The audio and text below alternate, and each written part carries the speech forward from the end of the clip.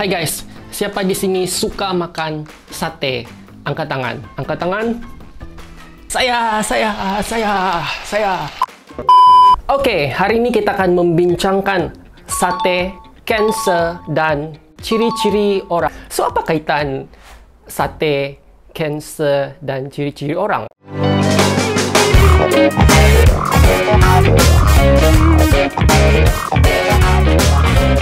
Yes, betul. Makan sate boleh meningkatkan risiko kanser. Mesti kalau kenapa? Kenapa ya? Kenapa makan sate boleh meningkatkan risiko kanser? Right. So, seperti yang kita semua sedia maklum, okay? Sate selalunya akan dimasak dengan cara pembakaran di atas arang, okay? So, kalau kamu tengok tekstur sate itu, kamu tengok tekstur, kamu tengok dengan mata gini Adakah contoh? Okay, kamu ranggap ni sate, kamu tengok gini Kamu tengok gini sampai mata kamu giling. Kalau kamu orang perasan, di atas sate itu ada apa? Yes, betul, ada arang. Okay? So, arang yang melekat di sate itu, dia mengandungi chemical compound yang bernama heterocyclic amine. Heterocyclic amine yang terkandung di dalam arang yang melekat di bahagian sate tersebut boleh menyebabkan risiko breast cancer kepada wanita, ovary cancer juga pada wanita, gastric cancer ataupun kanser perut, dan kanser prostat untuk lelaki. Kejap.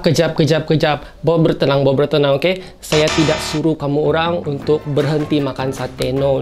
Okay, benda ni dia tidak akan terjadi. Okay, hari ini saya makan sate. Esok saya dapat kanser. No, tidak. Okay, ini kita bincang pasal long term, maybe about 5 years, 6 years, or even 10 years, okay? Baru benda ni selalunya akan terjadi, but it depends on few risk factor, alright? For example, family factor, right? Family factor, okay? For example, kalau ibu bapa kita atau siblings kita atau saudara mara terdekat, okay, yang ada kanser, okay, genetically kita ada risiko untuk mendapat kanser juga. Okay, next risk factor adalah smoking. Siapa sini suka merokok? Angkat tangan. Vaping, okay?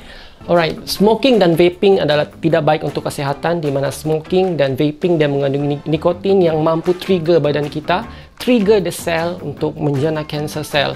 Okay, so kalau kamu sambil makan sate, sambil vaping, okay, then kamu punya genetik, okay, your parents or your sibling, either saudara mara yang terdekat ada cancer, you are at risk of cancer. But kita cakap 100%, there is a risk, ada risiko. Ulang balik, ada risiko, bukan 100%, right? Okay, smoking dan vaping dia mengandungi nikotin and dangerous chemical compound yang mampu trigger sel badan kita untuk become cancerous, where our cell become abnormally duplicated, right? Mesti kamu orang tertanya-tanyakan, I have a very high risk factor dan saya suka makan sate. Okay, even yang saya cakap tadi tu adalah salah satu, salah dua, salah tiga daripada risk factor. Actually, dia ada lagi banyak risk factor. So, how to manage? How to prevent all this? Bukan saja makan sate menyebabkan kanser, makan banyak lagi makanan. Saya rasa kamu orang tahu lah, contohnya all the processed food, high in salt, high in artificial flavoring, right? Okay, so how to manage all this? Okay, so kita semua tahu yang breast cancer, ovary cancer antara kanser yang paling tinggi di Malaysia, okay? Salah satu cara untuk detect cancer adalah buat BSE, breast self examination, right? So, saya akan sertakan gambar ni untuk kamu orang cek. Okay, cara buat BSE. Okay, salah satu benda yang paling crucial, right? Paling mudah, not say paling mudah, how to say? Paling early stage. Okay, early stage untuk kita tahu yang kita berkemungkinan ada breast cancer ialah pain. Okay, kita akan rasa pain di bahagian, okay, breast area, right? Ingat pain. Okay. Okay, next, kalau perempuan yang above 40 or below 40, okay, kita boleh buat breast ultrasound. Okay. If there is an abnormality in BSE, kita usually akan proceed kepada breast ultrasound and sama ada ataupun dengan mammogram sekali, right? So during this period of check up, kita boleh buat blood test, okay? Blood test yang boleh kita buat ialah CA153, okay?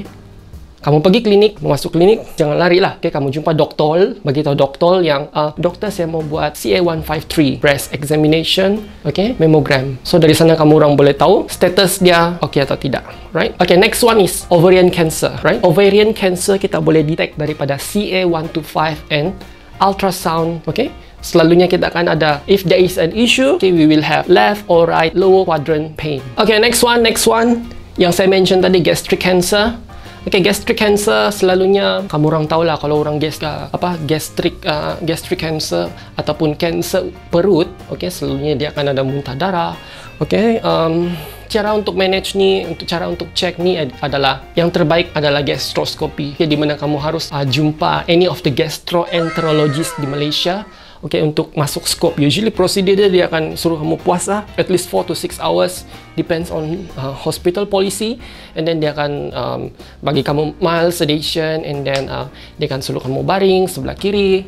Okay, then dia akan masukkan scope dalam mulut, then dia akan check lining of your stomach. Okay, that's the best way. Okay, kalau kamu ada symptom like always burping, okay, selalu rasa perut berangin, that's usually the risk, okay, yang berlaku apabila kita ada Helicobacter pylori. Okay, usually this bacteria kalau tidak dirawat, tidak makan antibiotik, and tidak makan proper PPI ataupun proton pump inhibitor, okay, usually bacteria yang akan grow in your stomach and then cause a peptic ulcer, okay, which eventually sama ada will lead to perforation or lead to cancer. But of course, the best way untuk kamu mendapatkan nasihat, okay, adalah jumpa dengan doktor, okay, doktor yang bertauliah bermaustatin. Term tu silap lah rasanya, huh? Okay, bukan saya buat video ni just untuk additional content, just buka minda masyarakat, right, tentang betapa bahayanya, okay, betapa bahayanya cancer. Okay, kita akan kehilangan nyawa, ramai yang takut mati sekarang. Okay, so yeah, we take care ourselves. Okay, of course ada banyak lagi risk factor yang lain yang tidak saya bincangkan di sini. Kamu boleh buat, kamu orang punya penyelidikan, pembacaan buku ataupun pengkajian tempatan. Silap, pengkajian terkini. Kajian sendiri. Okay.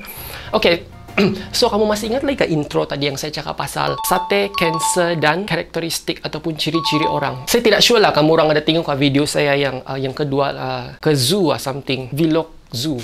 Jap. Part 2 Vlog Zoo Johor, okay? Okay, di mana dalam video itu saya ada membincangkan beberapa karakteristik orang. Ada 6, right? 6. Sebenarnya dalam dunia ni kan kita ada 6 jenis orang. 6 jenis karakteristik orang.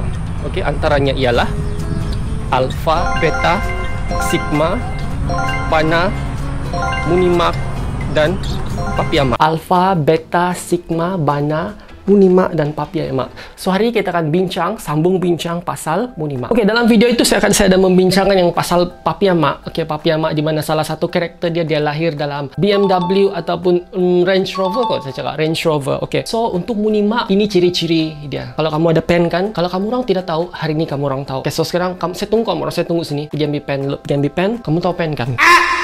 Okey, ambil pen. Ya, tulis mana-mana, okey? Okey, salah satu ciri-ciri orang Munimak ialah dia kuat makan sate. Ciri kedua, badan dia gemuk dan obesity. Okey, ciri ketiga ni penting. Kamu orang tidak akan dapat dengar mana-mana tips ni daripada mana-mana orang. Saya yang bagi tahu ciri Munimak yang ketiga. Okey, sorry. Sebenarnya Munimak ada 4 ciri. Okey, ciri keempat, orang Munimak dia suka makan tom yum. Saya ulang lagi, ciri pertama dia suka makan sate.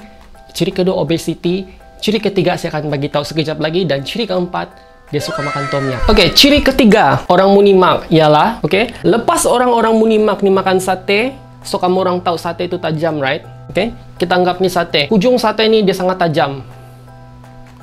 Okey, orang-orang Munimak dia akan ambil sate, tidak kira lah berapa banyak sate. Kalau dia makan 10 stick sate itu, dia akan buang dalam tong sampah. Okay, so orang yang kerja angkat sampah, dia akan angkat, okay, dia angkat sampah tu, dan stick sate tu akan terkeluar. Okay, terkeluar sebab benda ni tajam lah. Okay, dia terkeluar daripada plastik, menyebabkan orang cedera. Bukan saja orang, haiwan. Okay, kita tahu kan dalam dunia ni tidak semua orang beruntung. Okay, di luar kita ada macam-macam. Kita ada kucing liar, kita ada anjing liar. Okay, di mana mereka datang sana cari bahan terbuang, okay, untuk makan, dan mereka tercucuk. Okay, so kalau orang Munimak tidak tahu macam macam mana cara dia. Sini saya ajar, oke? Tiada yang akan ajar benda ni, saya akan ajar, oke? Stik sate tu kamu orang cari mana-mana botol, oke? Ini botol, oke? Kolase sebelum minum habis, ini sebagai contoh. Stik sate masuk dalam, tutup, right? Tutup, buang, oke? So, kalau orang menyimak tidak pasti kenapa, oke? Botol ni dia keras, stik sate ni lembut. So, bila dia masuk dalam plastik, orang tidak akan tercucuk.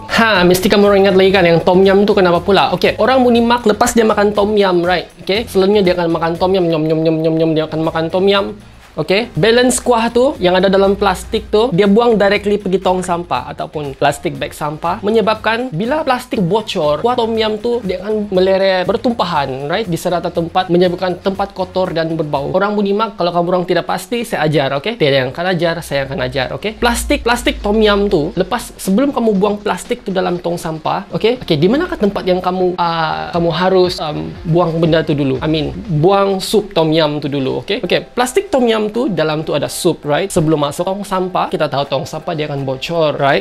Kuah tom yum tu kita harus tuang ke dalam sinki dahulu, tuang ke dalam sinki, alright? Pastikan plastik tom yum tu kosong. Kalau ada kamu nampak bawang cili-cili, mana kamu makan, ataupun kamu actually boleh je buang plastik dengan isi bawang semua tu di dalam bag sampah, oke? Kemana tumpahnya kuah kalau bukan ke nasi? Tapi dalam konteks yang ni, tumpah ke lantai. Baiklah, itulah ciri-ciri orang munimak. Ciri ke-5, kita bincangkan pada hari ini. So saya harap konten saya kali ini memberikan manfaat kepada rakan-rakan sekalian, kepada semua orang. Kalau kamu orang rasa konten ini bermanfaat, like, comment, share kepada rakan-rakan. Jangan lupa follow YouTube saya, TikTok dan juga Instagram, untuk support, supaya channel ini boleh berkembang biak. Kamu orang tahu tak apa nasi yang tidak boleh dimakan? Fikir, nasi itu ialah nasihat. Lah, terimalah nasi saya. Sekian, terima kasih. Kamu orang ni, daripada kamu orang menonton konten, konten Facebook lah yang tidak bermanfaat, kamu orang tengok orang menari, tengok orang yang tidak bermanfaat lah, yang tidak bermanfaat. Daripada kamu tengok dia orang bagus, kamu tengok saya support channel ni, saya akan memberikan banyak ilmu pengetahuan, fotografi, teknik di komen saja apa kamu tahu. Sebab saya antara orang yang banyak tahu, banyak benda saya tahu lah. So untuk video yang seterusnya, saya akan membincangkan tips untuk memahami pasangan. So stay tune untuk video seterusnya. Kita jumpa lagi.